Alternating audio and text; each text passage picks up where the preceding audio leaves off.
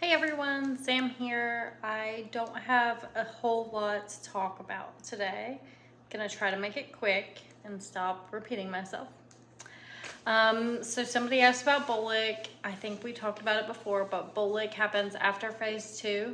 You go to BOLC with all of the brand new officers that are coming from civilian life as well, with that are within the medical field as well.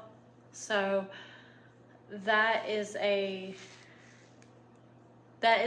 high level course. It's 9 weeks here at Fort Sam Houston. If you're not still stationed here for phase 2, you'll come here for that 9 weeks. You do pin on your lieutenant ranks before you come back though. For pay, you get normal pay. You get minimum sergeant or whatever you are, and then you get a BH and BAS, so you get housing and food allowances, unless you live on base, and then they do take all of your housing to supply you with the housing on base. Other branches here at Fort Sam, whenever you're in class, all the branches sit in classes together. There are one-offs though, like changes of command that Army does. There are like pro dev that maybe Army does or Air Force does, or for everyone. And then there's some of the other things that are different are like the PT tests and the height and weight, and maybe UAs, like urinalysis, and then wearing your dress uniform. That's also typically different depending on the branch. So those things, those isms, as we all like to call them, those may be different, but the things that you do in class and the courses that you take and all of that, the tests you take, they're all the same. You sync all those classes and tests together. Class size, it is capped at 80. All the other classes right now are around 70. However, our class only has 50. Started with 54. Going into sophomore semester, we lost 1 and gained 3 from the class before us. Then now going into junior semester, we lost 7 and gained 1. So we're sitting at 50. We started at 54. Right now we're at 50. We are one of the smallest class. We are the only one that's currently all Army. So yay, go Army. Also PCSing, you do PCS here with your whole family, so the Army will move you. I feel like maybe I confused some people saying how my family wasn't here. That was a personal choice that me and my husband talked over. So they're not with me here, but that was our choice. So I PCS here alone. I'm hoping to PCS back to where they're at for phase 2, and then it is another PCS when you go to your follow-on assignment. Some people will stay here for phase 2, so you will not have to do that PCS. And then some people, if you're at a larger base, you may be able to stay there after phase 2 for your follow-on assignment. It's never guaranteed, but there are a few bases that allow you to just enter post transfer. It also saves the Army or other branch money, perhaps. So those are PCS moves, so the Army pays to move all of you and your family. Somebody asked about the schedule. I'm going to try to put it up here. We'll see if it works.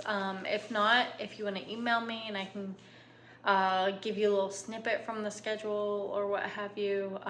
It is broken down into 2-hour blocks, 8 to 12. You'll see on Monday and Friday on tests, I said 8 to 12, 8 to 10.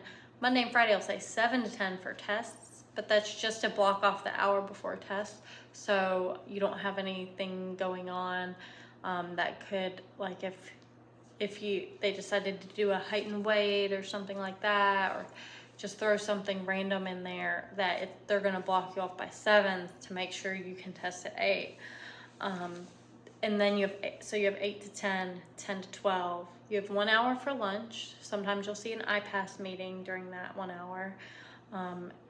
It's optional unless you sign up to be a member of the cabinet, then you should be there.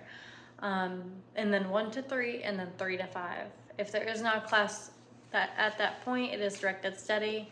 time, so you can stay in the library, you can go home, do whatever you need to study, stay in the classroom, some people do. However, it is still POI time, so you are to remain flexible because things happen all the time.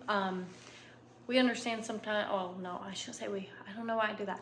They understand sometimes you have appointments and that sort of thing, but if there's a class that's dropped in, you will need to have a slip signed saying that you are like basically having record of your time missed, because you can only miss so much time while you're here.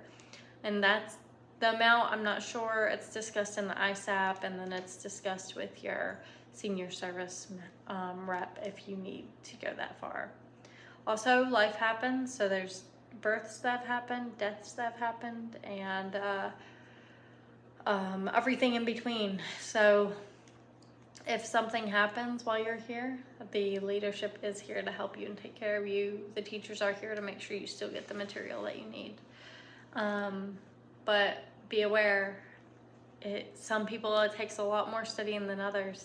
I definitely spent like the 24 hours close to it. It felt like it before my test this morning. But then I did well. So it is what you make of it. As long as you put in the work, PA school will be beneficial to you.